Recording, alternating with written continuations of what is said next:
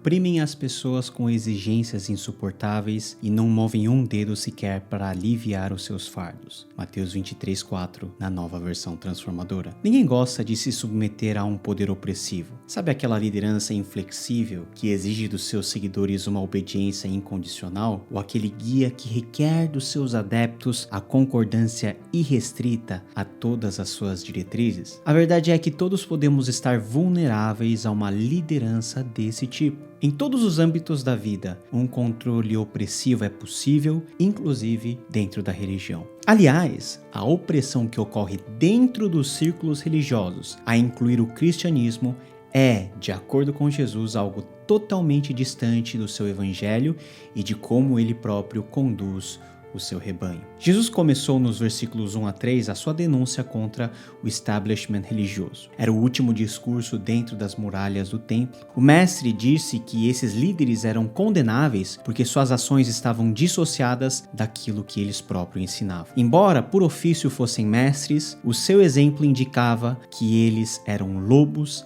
em peles de cordeiros. Eles tinham uma ortodoxia perfeita, mas uma ortopraxia infernal.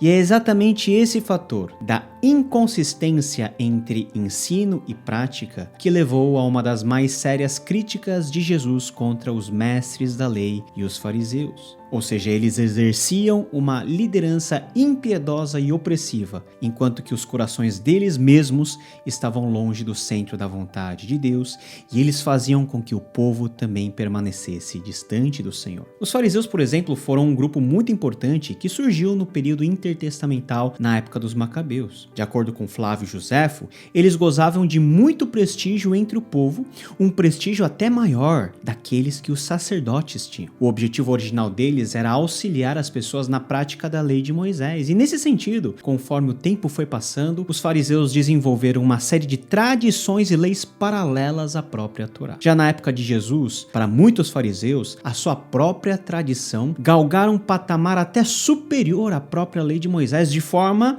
que exigiam que as pessoas seguissem todos os seus padrões minuciosos, detalhistas, que no fim das contas faziam com que a guarda da lei se tornasse algo impossível de ser praticado. Era a boa e velha tentativa humana de se auto-justificar diante de Deus por meio das obras. Os fariseus, em uma tentativa bem motivada no início, mas que se mostrou equivocada com o tempo, tentaram proteger a obediência da Torá escrita por meio da elaboração ao redor da Torá de estipulações detalhadas de sua própria tradição. E isso eles impuseram firmemente aos outros, sem estarem dispostos a fazer ajustes neste fardo, nem mesmo por um esforço tão leve quanto o movimento de um dedo. Na verdade, eles estavam sonegando ao povo a verdade e oprimindo-os com preceitos humanos. Esse curto versículo que nós acabamos de ler nos apresenta dois ensinamentos de Jesus contra a opressão religiosa. Jesus ensina em primeiro lugar que a opressão religiosa se baseia em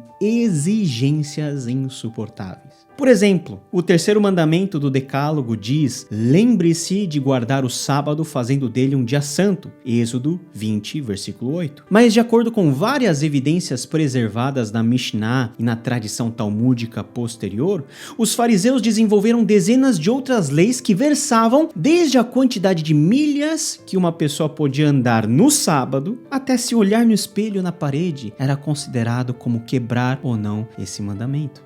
A preocupação de cumprir a lei integralmente se transformou em uma forma insuportável de prática de religião, algo totalmente distante da vontade original de Deus. E não é à toa, por exemplo, que o principal tema de discussão de Jesus com essas autoridades nos evangelhos estava justamente na prática, a guarda do sábado. Jesus ensina, em segundo lugar, que a opressão religiosa se manifesta na intenção egoísta de seus líderes. O Senhor disse: eles não movem um dedo sequer para aliviar seus fardos. Estamos falando de uma liderança impiedosa, mais interessada no procedimento ilibado do que em corações transformados. Existem lideranças religiosas que querem formar em seus adeptos um verdadeiro exército de robôs, de pessoas bem treinadas em suas doutrinas opressivas, simplesmente para ver as suas regras sendo cumpridas e não a vida dos seus adeptos adeptos serem abençoadas, aliviadas e transformadas. Sim, a tradição dos homens gera opressão. O verdadeiro evangelho nos proporciona alívio e descanso. Ao impor uma lista incontável de regras e prescrições, os líderes religiosos da época de Jesus estavam de fato matando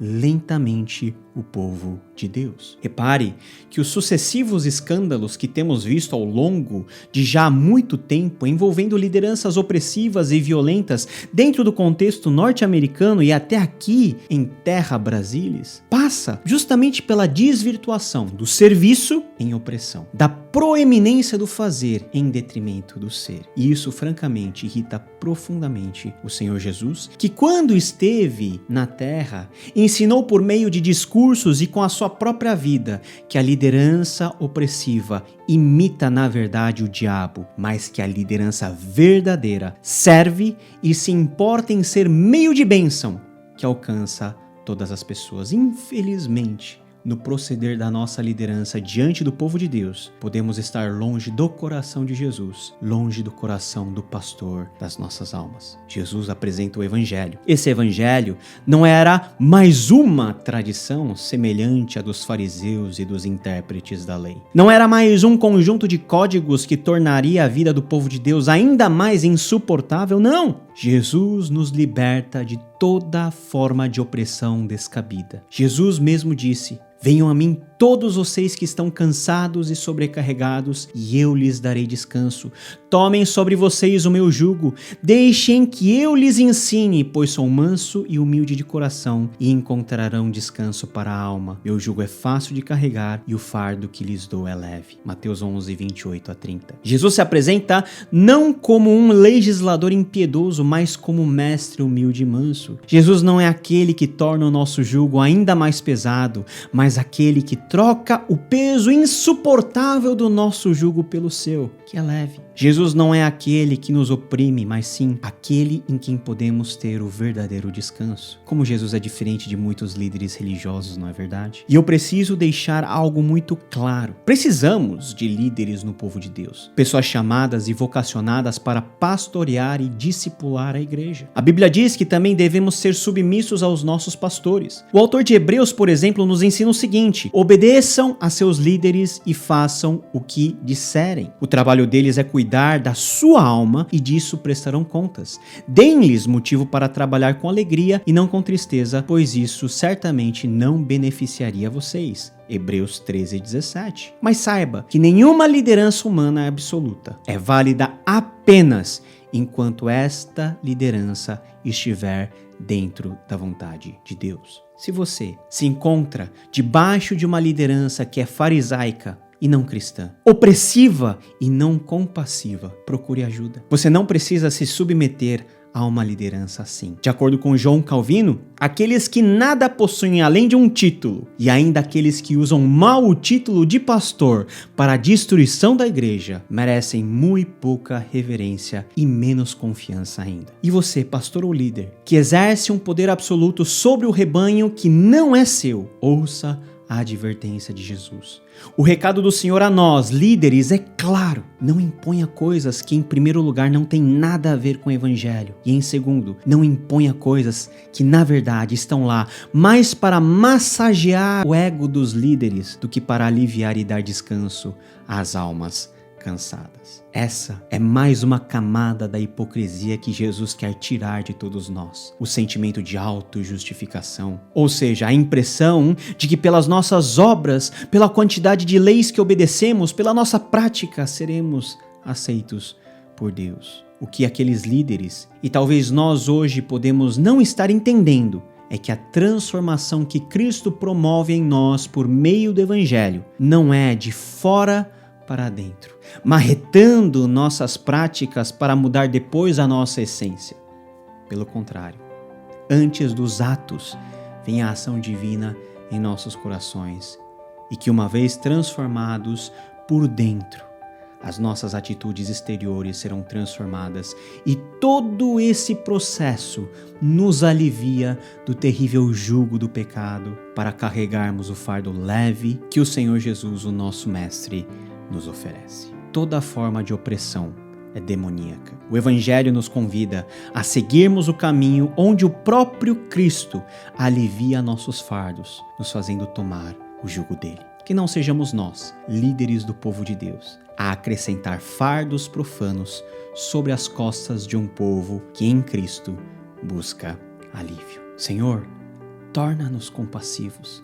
Faz-nos, ó Deus, exercer a liderança sobre o seu povo de forma mansa, humilde e sempre voltada ao seu coração.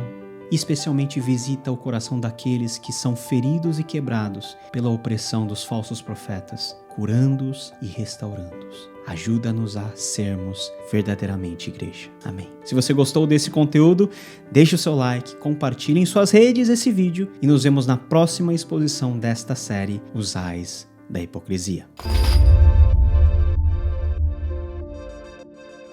Pessoal, muito obrigado por ter assistido a mais um conteúdo aqui no nosso canal do YouTube. Nós temos, como Escola Didascalia, Bíblia e Teologia a seu alcance, disponibilizado a você dezenas de cursos, centenas de aulas de conteúdo em termos bíblicos, teológicos, exegese, teologia sistemática, línguas originais, capacitação em pregação, enfim, uma gama muito grande de conteúdos para que você possa ser treinado e capacitado a ser bênção dentro da sua igreja local. Faça um teste. Aproveite a oportunidade, acesse www.didascalia.com.br. Faça a sua assinatura, nós temos assinaturas mensais e uma assinatura anual com preço muito bom para que você possa ter acesso irrestrito a todo o conteúdo que produzimos, não somente de forma gratuita, mas a todos os cursos e capacitações que nós temos produzido ao longo do tempo e tem abençoado milhares de pessoas. Faça parte da nossa escola de Bíblia e Teologia, Didascalia. O link para você fazer parte da nossa escola está aqui na descrição desse vídeo e o convite está aí. Venha estudar Bíblia e Teologia conosco, Escola Didascalia. Que Deus te abençoe, nos vemos no próximo vídeo. Tchau, tchau.